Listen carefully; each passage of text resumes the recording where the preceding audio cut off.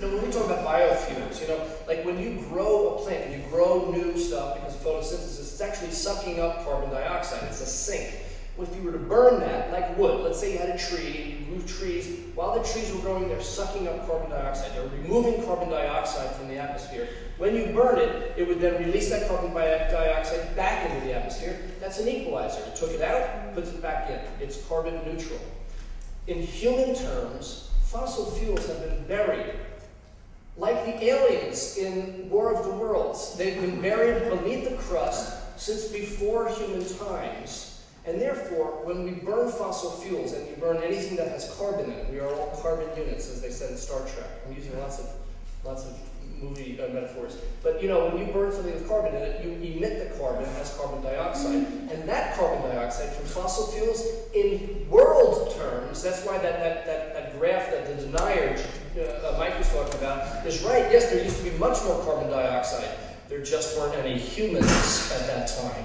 So now that there are humans, in our terms, by burning those fossil fuels, that's a new introduction of carbon dioxide. That is the change in the chemistry of our atmosphere that we are causing because we started burning them just 200 years ago, and now we're burning lots of them.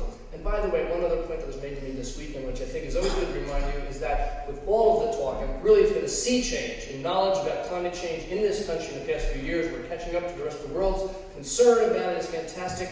Keep in mind that our emission rates are not only going backwards, they're not slowing down, they are not neutral, we are still accelerating. The rate of carbon emissions from this country is still getting bigger and faster every single year. So for all the talk, we haven't done anything yet. So that's a really important thing to keep in mind. All right, next slide.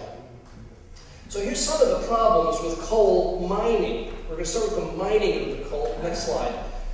So the first is called acid mine drainage. You can click this one. I'll snap my fingers, Rich. So basically, acid mine drainage. Many of us here aren't familiar with it because we don't mine coal in this state. But AMD is a water pollutant problem, and it's basically the chemical process of what happens when mined coal or mine shafts meet with water, and that water can leach out. Next slide. But this is the one I really want to talk to you about, and we are going to try and experiment with you in just a moment. This is the second problem with the mining, because I'm trying to start in sort of sequential of the issues with coal mining. So we're still with the mining of it, and there is nothing that is as dramatic or as horrific of a strict mining practice as this new method called mountaintop removal.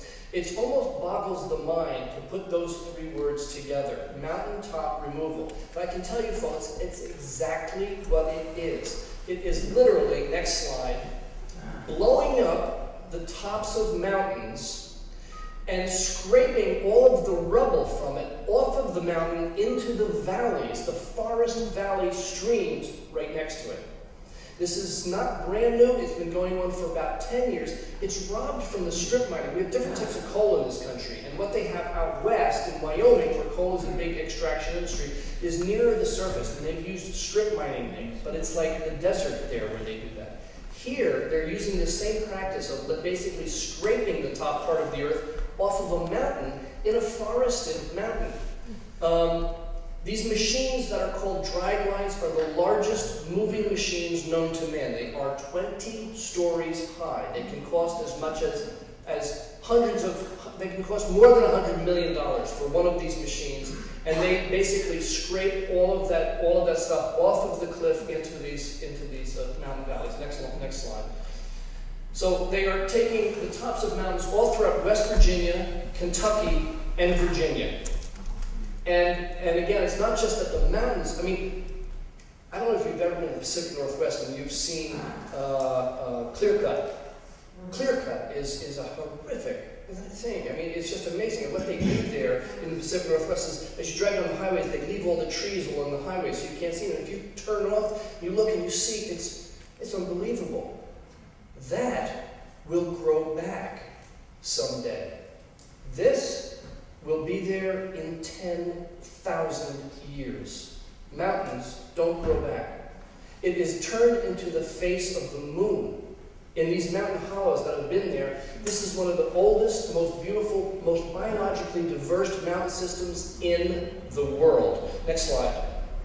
So what happens there, it's kind of hard to see, but and you can click again there, Richard, is that they take the fill and they spill it into these valleys, and basically that fills up the streams, the headwaters of the streams. The next slide is that over 1,200 miles of streams have been buried just in central Appalachia. You know, we think of that as like another world or someplace. It's just in West Virginia. It's really part of Virginia. You know, you can drive to Virginia in 2 hours. I drove there with my wife. I dragged my poor wife, God bless her, for my vacation, if you can imagine. I am a little sick, if you haven't been able to tell yet. I'm a little wacky. And for my vacation in February, we actually went down to coal country. I wanted to witness this and get a look at this. And it's not far away, and there are people just like you, and they meet in meeting places just like this.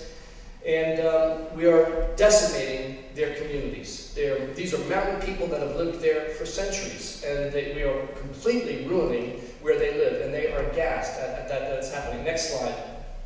So basically, yeah, all the fills have been authorized by the previous administration. They allowed the Army Corps of Engineers to do this practice. And one more click ahead is that we're now challenging that. I'm sorry you can't see it in federal court. So we are challenging this. This is up, and I've got some information for you at the end of the presentation about trying to stop this practice. And another slide, Richard. So the miners don't like this. Mining has plummeted. They've lost 80,000 jobs in the past 30 years. Because what this does is it prevents them from having to send coal shafts down. So they can just scrape the top of the mountain, and the miners can get in these little veins. It really is like a junkie. You hear the story about the junkies can find veins in their toes, and that's basically what it's like. We're like just trying to find any last little bits of this stuff. It's not like it's the last stuff, but it's the cheapest stuff. That's the point. It's the coal industry gets the cheapest stuff. No jobs, miners hate it, and it's ruining their communities where they come from. You can see them protesting here. Next slide. So there's another point of it, is that when you take away the soil and the trees, first they log all the trees and they just dispose of the trees. They don't even use the trees, so they do clear cut it first and waste them. And then they don't even scrape the soil away, they blow the top of the mountain up.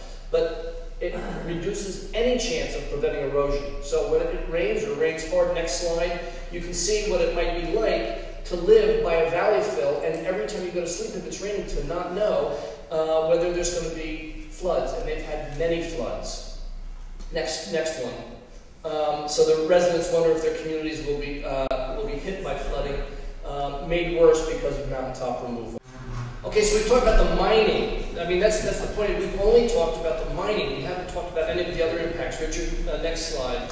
The impacts on miners themselves is quite dramatic. Next slide. You know, miners are really highly respected. When I visited the state capitol, you see that they have a monument to the miners right at the capitol. That's in Charleston, West Virginia, and you see there's a placard on that statue there. And close up, if you give me the next slide, Richard, that's close up. It says, "In honor and recognition of the men and women who have devoted a career and a lifetime towards providing the state, their nation, and the world with low cost," that's the point, with low cost, reliable household industrial energy. Obviously, they're not going into the negatives there, but to support the coal miners and the coal families that are doing it, they get a lot of respect down there. It's just that they've also been shunned. They've also been kind of turned away from in the past couple of decades. They sort of have a heroic, legendary background, but really the community groups I spoke to down there said that they felt that America has turned their back on their communities. God bless the West Virginia coal miner.